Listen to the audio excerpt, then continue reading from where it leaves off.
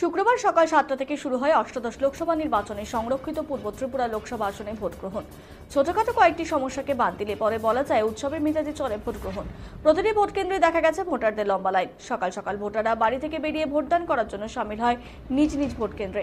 প্রচন্ড গরমে মাথার ওপর কাঠ ফাটা তপ্ত রোদ, তারপরেও ভোটাররা ভোট দেওয়ার জন্য আগ্রহ দেখা যায়। বেলা যত বাড়ে ভোটাররা তাদের মতাধিকার প্রয়োগ করার জন্য নিজ নিজ ভোট কেন্দ্রে গিয়ে দাঁড়িয়ে পড়ে লাইনে। তবে প্রতিটি কেন্দ্রেই দেখা যায় গরমের যন্ত্রণায় হাঁসফাঁস অবস্থা ভোটারদের। নারী পুরুষ ভোটারদের পাশাপাশি নতুন ভোটারদের উৎসাহ উদ্দীপনা দেখা গেছে প্রতিটি ভোট কেন্দ্রে।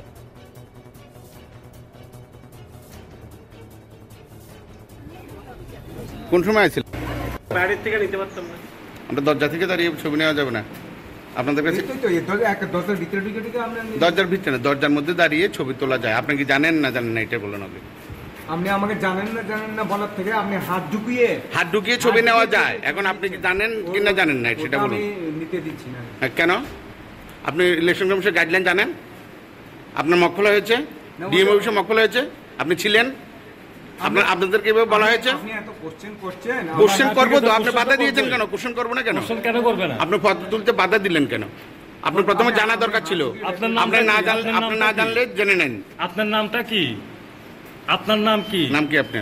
पीओ सर है अपना, अंदर से नहीं लेने के लिए मना कर रहे हैं। पर आराम से बात करेंगे सर, आराम से बात करें। बोलिए अपना नाम की? ठीक है, आप भी जर्नलिस्ट है। না মকফল না আপনি এই করছেন না? বাড়ির থেকে নিতে পারতাম না। जान के आए हैं आप, जान लीजिए।